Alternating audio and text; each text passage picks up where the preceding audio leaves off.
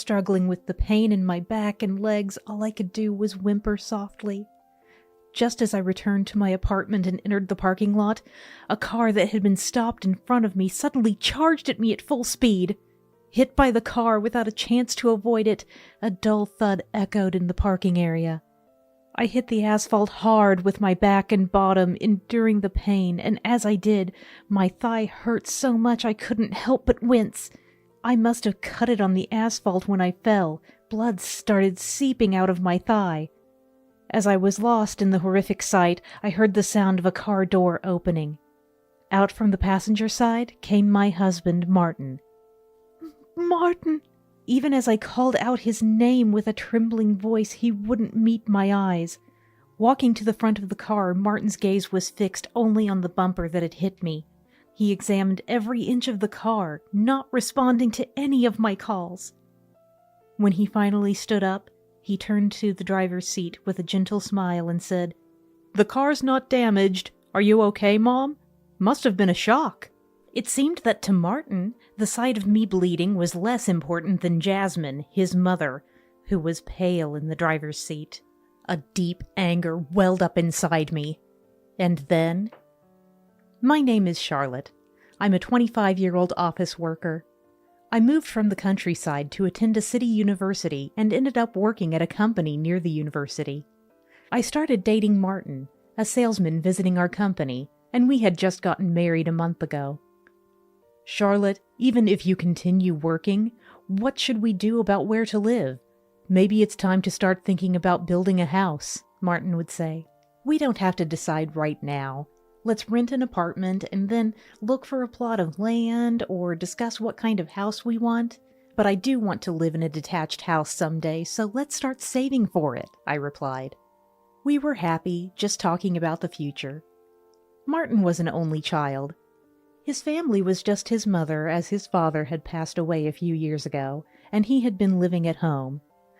We, about to get married, were looking at various apartments. But then Jasmine, his mother, suggested we move in with her.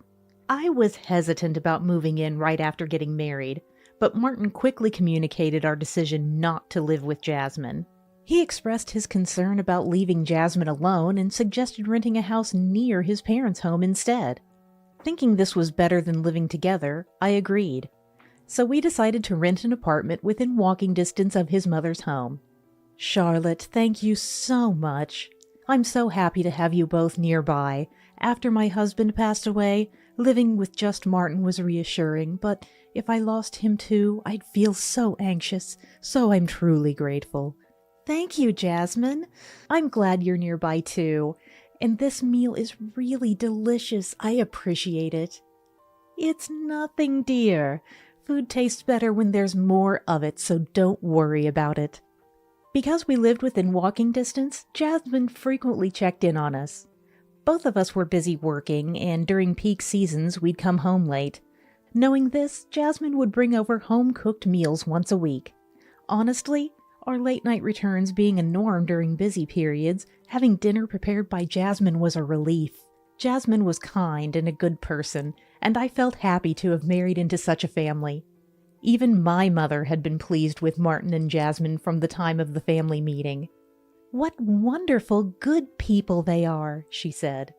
Martin and I were enjoying our newlywed life, getting along well even after marriage. We often went for drives on weekends. Martin was someone who loved cars, owning a vehicle he was particularly fond of. Martin really loves cars, doesn't he? You're the first person I've met who's this passionate about them. Really? Isn't my car always clean? I think it's important to keep it nice, especially when I'm driving Charlotte around. As Martin said, riding in a clean car indeed feels good. I loved these moments with Martin. I believed they would continue forever, without a doubt. But about a month after we got married, I started feeling like these happy days might be at risk. "Mom, stop it. I'm not a child. I can eat by myself. I'm fine." "But look, if Martin hurts his hand, it won't be good. He needs his hand for his computer work." "I know, but Charlotte is here too." "It's okay. We always eat like this. Let me do it for you." On this day, Jasmine had brought crab to our house. She meticulously peeled the crab meat and handed it to Martin. I watched this scene from the kitchen, feeling a bit perplexed. Martin is the same age as me. He can certainly eat crab by himself, and even though he uses his computer for work as a salesperson who actively goes out to earn, it's not a critical issue. In fact, when he ate crab with me, he peeled and ate it himself without any problem. "Martin, this one has a lot of meat. Open up." I can eat by myself. It's okay. Jasmine snugly sat next to Martin, feeding him the crab. Honestly, I thought he could eat it himself without needing to be that close. I began to notice how unusually close Martin and Jasmine were from that day. Once I started feeling that way, every little thing began to bother me. "I'm going to take Mom to her lesson today." "What? But we had plans to go to the movies this evening, remember? I even bought the tickets." Sorry. The movie will come out on DVD or something later, so let's just watch it then. Since you bought tickets, why don't you go watch it by yourself for now?" He may not be a total mama's boy, but for some reason, Martin always seemed to do whatever Jasmine asked. Not long ago, Jasmine suddenly called wanting pizza in the evening. We had plans to go out for steak that day. We were ready to leave, standing at the front door when the call came. I thought we'd all go for pizza together, but Martin left me with, "Sorry, go have steak by yourself," and went to pick up Jasmine. When I complained to Martin upon his return, he said he'd be more careful next time. But nothing really changed. Martin continued to prioritize Jasmine whenever our plans clashed for whatever reason, and Jasmine accepted it as if it were her due. In fact, she seemed to try and stay close to Martin as much as possible. Apparently, at Martin's request, Jasmine started delivering dinner to our house and often stayed to eat with us. It became a routine occurrence once or twice a week, no matter how much I protested that it must be a burden for Jasmine. "It's okay, I live nearby," she'd say with no sign of stopping. Moreover, we were often invited to tea parties or meals at the in-laws' house on weekends. Naturally, our time as a couple dwindled, and I couldn't find time for household chores I'd planned to do over the weekend. If I suggested Martin go alone, Jasmine would insist on inviting me as well. Whether she came to our house or we called on the in-laws, the implications were the same. Jasmine began to criticize my housekeeping. "Charlotte, I know you both work, but you should at least prepare a proper dinner. Relying on ready-made meals is just not acceptable for a housewife." "I'm sorry, when I get home late, Martin prefers to pick up his favorite ready-made meals." Hearing my words, Jasmine's eyes widened in shock. "What's this? Not only do you barely cook, but you have Martin picking up dinner? Can't believe it! Do you even realize how busy he is? As a wife, you should properly consider your family's nutrition and at least make meals." Then, crossing her arms, she looked at me and started speaking sternly. "Mostly, I'm the one who makes your dinners. I started doing it once a week because I knew you were busy, but it turned into 2 or even 3 times. And on weekends you eat at our place, so you hardly have any opportunity to cook dinner. Being busy is no excuse. Everyone is busy." I couldn't hide my sigh at Jasmine's words. Whose fault does she think it is that I don't even have time to cook dinner anymore? She was the one who imposed meals on us, repeatedly bringing them despite our refusals. As I was about to retort, Martin stepped in front of me and glared. "That's right, Charlotte. Mom's cooking is great, but you can't rely on it all the time. It's too much of a burden for her to bring food over, and it's not healthy to keep eating ready-made meals. Try making something yourself from time to time." "Exactly, Martin. A husband needs to properly discipline his wife, but you know, Martin, it's not like I dislike cooking." "I know, I love your home cooking the best, Mom." And then Jasmine and Martin were in their own world again. Unnoticed were my silence and chill in my gaze. "Charlotte is so young, so I understand some of it is inevitable. Even if she had time, I don't expect her to make delicious food.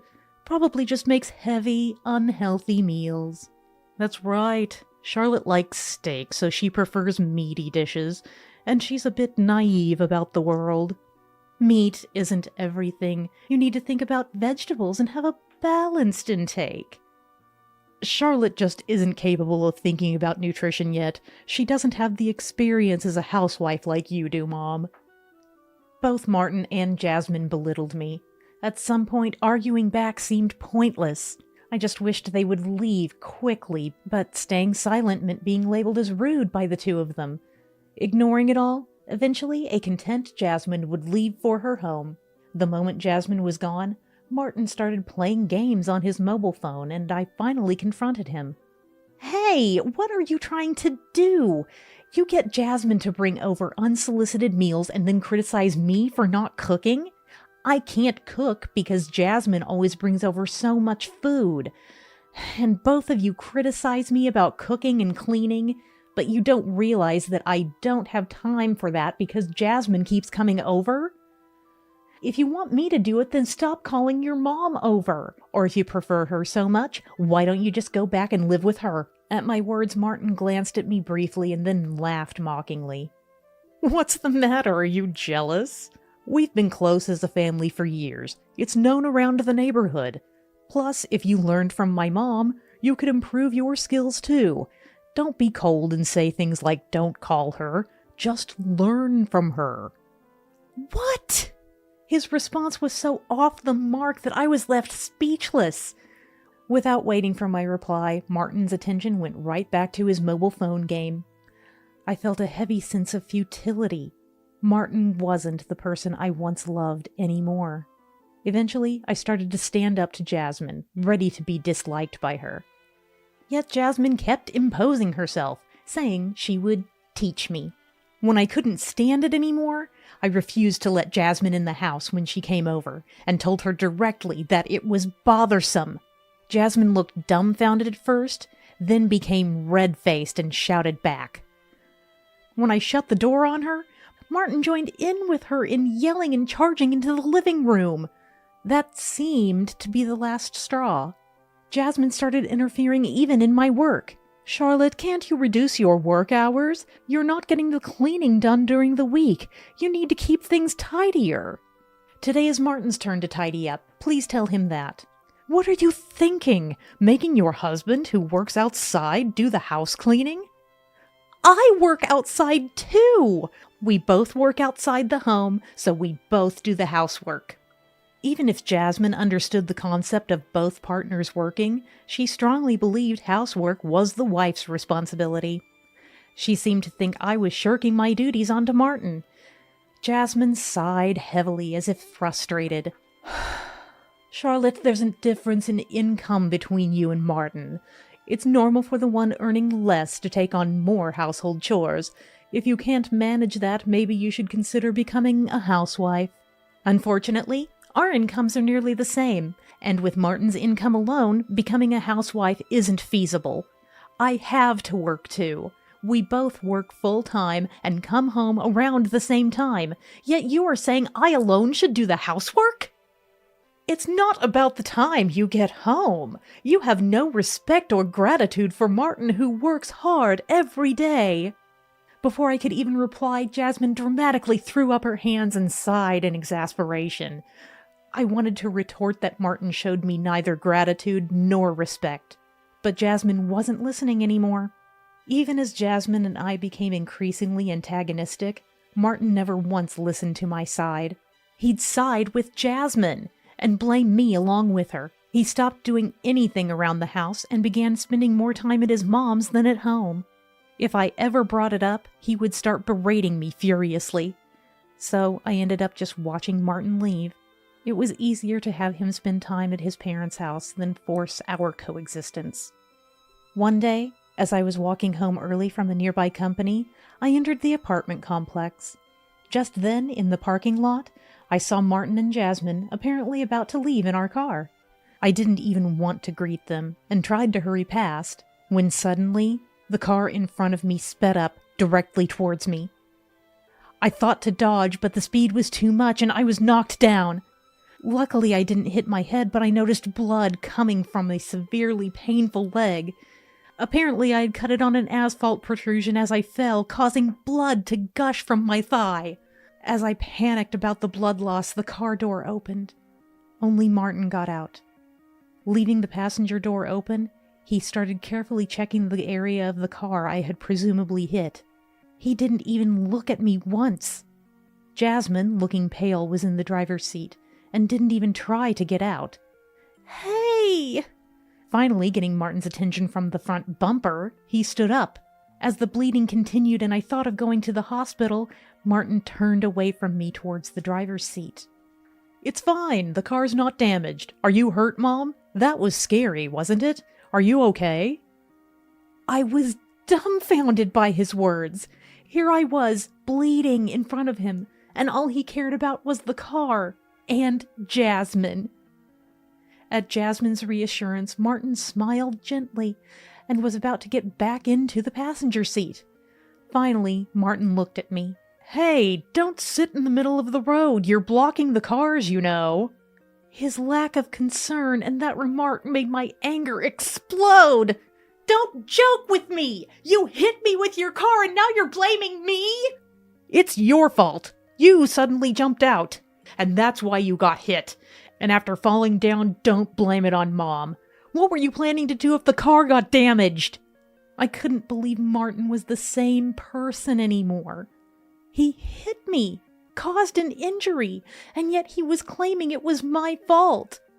Without a word of concern for me, he was gesturing for me to move to the side of the road. "Concerned about the car when there's someone bleeding here? You saw me right in front of you, didn't you? You drove at me with such speed. It's wrong to suddenly accelerate in a parking lot. What if I had been someone else? Would you say the same thing to them?" "Huh? You're not someone else. You're family. Even if I hit you, I'd be the one paying for the repairs, you get that? There's no benefit for me hitting you, understand?" "No benefit? You're the one who hit me! Why should I be the one getting blamed?" As Martin and I were arguing, Jasmine finally got out of the driver's seat. She approached me with a domineering stance, looking down at me. "Charlotte, do you have any idea how much Martin's car costs? You were the one who ran into it, and yet you speak like that. The first thing you should do is apologize." I was so astounded by the situation that I was at a loss for words. Despite the car accelerating because of Jasmine's foot on the pedal, somehow she believed I had run into them. "Why are you still sitting there with a victim's face? It's all your fault for not walking on the sidewalk. As Martin said, you're the one at fault." "That's right, it's Charlotte's fault. Now go back home and take care of things. That's all you can do right now." I was speechless at their words. Jasmine and Martin insisted I had run into the car at high speed. Their absurd claim made my head spin. Impatient with my immobility, Martin dragged me to the side of the road. Ignoring my cries of pain, they drove off. Immediately after, someone rushed to my side. "Are you okay? I've called the police. Please get into my car. Let's go to the hospital." The person offering help was a colleague who lived in the same apartment complex. As I was thinking about asking her for a towel to avoid soiling her car due to all the blood, dizziness overcame me again, likely from too much blood loss. I realized the severity of my condition only after receiving treatment at the hospital and explaining everything to the doctors. I was told I needed to stay for a few days, but I hadn't prepared for such an event. Even if I wanted someone from home to bring my things, I wasn't sure if Martin would be there. And even if he was, I didn't want to rely on him. Fortunately, there was a shop in the hospital, so I asked a nurse to make some preparations instead. After notifying my company and thanking the colleague who brought me in, I barely finished when my mobile phone began to vibrate. It was a call from Martin. I had no intention of answering, but accidentally pressed the answer button while talking to my colleague, and Martin's voice came through. "Finally picked up. Mom's in a lot of trouble because of you, and you have the nerve to ignore calls from your family." "What? Who are you? I don't have a hit-and-run offender in my family, I firmly retorted to Martin's words. What? Now you're calling my mom a hit-and-run driver too? The whole neighborhood is buzzing with rumors that she did a hit-and-run. The police might come, they say. You reported it, didn't you? Admit it was a misunderstanding and apologize to the police and Mom. It's a hit-and-run if you hit someone and flee, and I didn't report it. As Martin spoke excitedly, I told him it was my colleague who had taken me to the hospital and reported it. He seemed taken aback, a faint click of his tongue audible. Well, you pretending to be the victim and telling the police should clear it all up. Come quickly. I have to be hospitalized. I can't. Besides, you were sitting in the passenger seat, right? Do you really believe I ran into the car and fell? When Martin heard my retort about playing the victim, he was silent for a moment. Then he spoke to me in a scolding tone, as if I were a child.